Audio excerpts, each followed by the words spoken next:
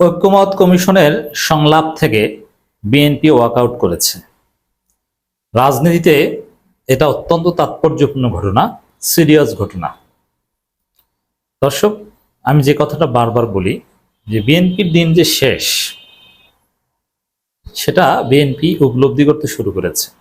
রাষ্ট্র, সমাজ, সামাজিক কাঠামো, পাওয়ার স্ট্রাকচারের সবগুলো কেন্দ্র, কোথাও বিএনপির কোনো দাম নেই, থাকবে না, ধীরে ধীরে শেষ হয়ে যাচ্ছে শেষ প্রান্তে।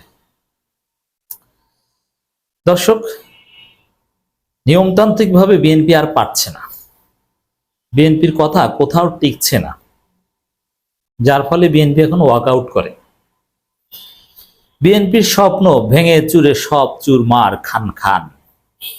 এই জায়গায় জনগণকে জরুরি ভিত্তিতে ঐক্যবদ্ধ হতে হবে যে না, সংস্কার হতেই হবে, কারো ওয়াকআউটে সংস্কার আটকে থাকতে পারবে না। আসলে বিএনপি ওয়াকআউট নাটক শুরু করেছে জুলাই সনদ ঠেকাতে। এজন্য জুলাই সনদের দাবিতে জনগণকে ঐক্যবদ্ধ হতে হবে। সরকার যদি কাঙ্ক্ষিত মানের জুলাই সনদ দিতে না পারে, ছাত্র জনতার রাজপথে জুলাই সনদ ঘোষণা করবে, শহীদ মিনারে, এরপরে বঙ্গভবন দখল করবে, তারপরে জুলাই সনদের ভিত্তিতে বিপ্লবী সরকার চলবে। কেউ ওয়াকআউট করলে করুক, এটা তার অধিকার, কিন্তু জুলাই সনদ টাইমলি হতেই হবে, সেটা সরকারিভাবে হোক আর ছাত্র জনতা বেসরকারিভাবে দিক।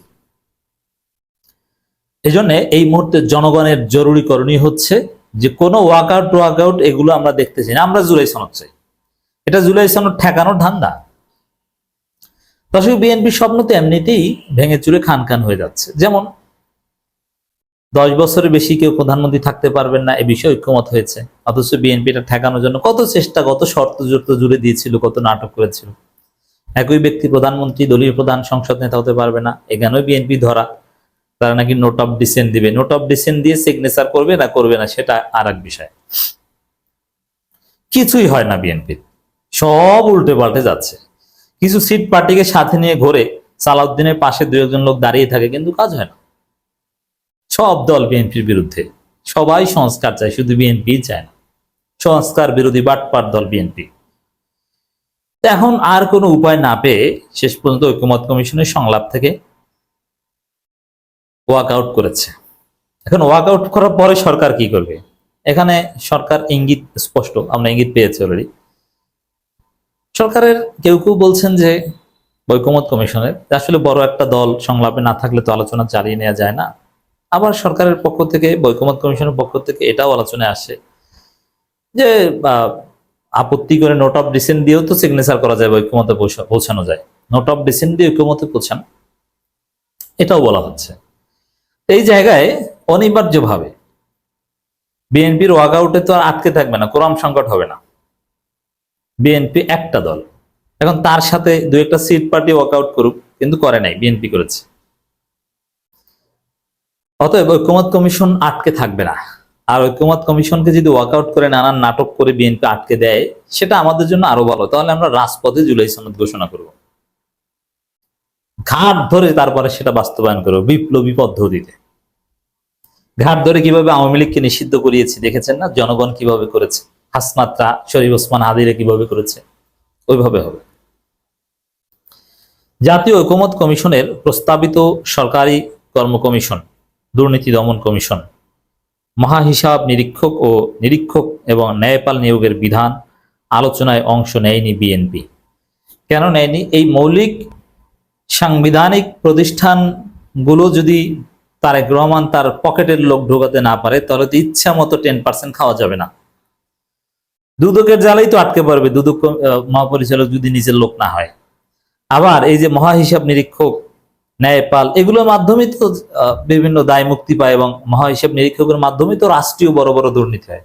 তো ক্ষমতা এসে যে দুর্নীতি করবে, বিএনপি নেতাদের কারো চাকরি নাই, ব্যবসা নাই, 2-1 আইনজীবী হলো কোর্টে যায় না, 2-4 জন যায়, এর টাকা পাবে কোথায়?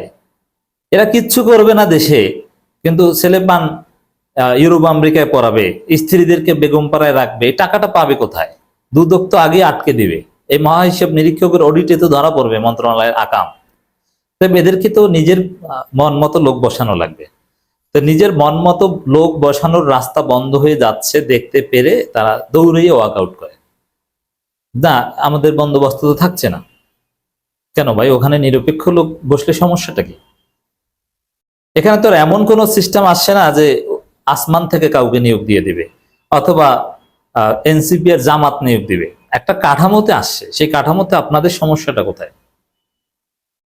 মানে আপনারা যাকে চাইবেন তাকেই বসাতে হবে, এই জায়গাটা নিশ্চিত করতে চান না? এগুলো চলবে না বাংলাদেশে।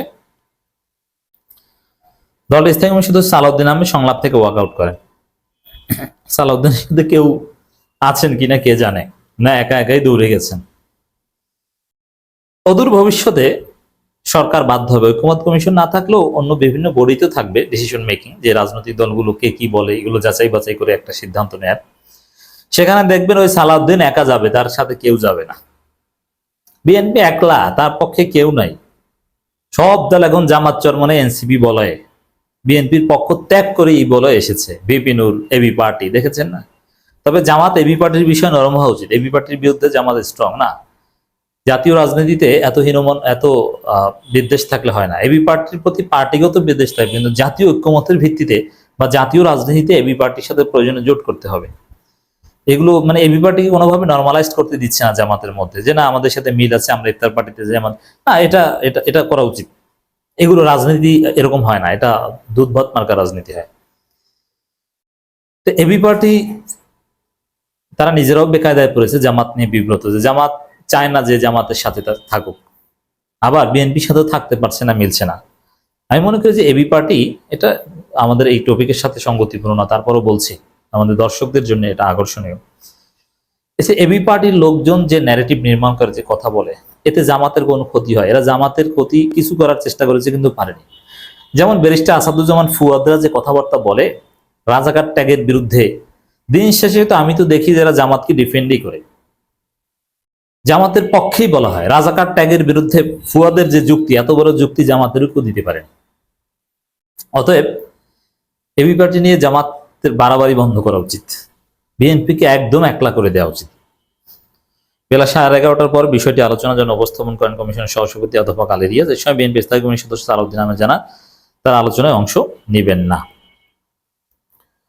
পরে আলী রিয়াজ বিএনপির পক্ষে বলা হয়েছে তার আলোচনায় অনুপস্থিত থাকবে না, এটি একটি রাজনৈতিক দল আলোচনায় অংশ না নিলে আলোচনা করা যাবে না, তা নিয়ে সিদ্ধান্ত নিতে পারি না।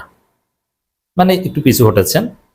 সিপিবির সাধারণ সম্পাদক, এই সিপিবি আছে, সিপিবি কিন্তু আরেকটা বিস্ফোরা। রহিন হোসেন প্রিন্স বলেন, একটি বড় দল আলোচনায় অংশ না নিলে ঐক্যমত পৌঁছানো সম্ভব না। একটি দলের উপর তাহলে সবকিছু নির্ভর করবে? এটা গণতান্ত্রিক সিস্টেম না, অধিকাংশ দল দেখতে হবে। আলোচনায় অগ্রসর হওয়া সম্ভব না। পরে সংলাপের সঞ্চালক মনির হায়দার বলেন, এর আগে এক বা একাধিক দল নোট অফ ডিসেন্ট দিয়ে ঐক্যমত হয়েছিল। মানে বিএনপিকে আহ্বান জানাচ্ছে যে আপনারা রাজি না, ঠিক আছে, নোট অফ ডিসেন্ট দিয়ে একমত হন, উল্টা পাল্টা কইরেন না, লাভ নেই।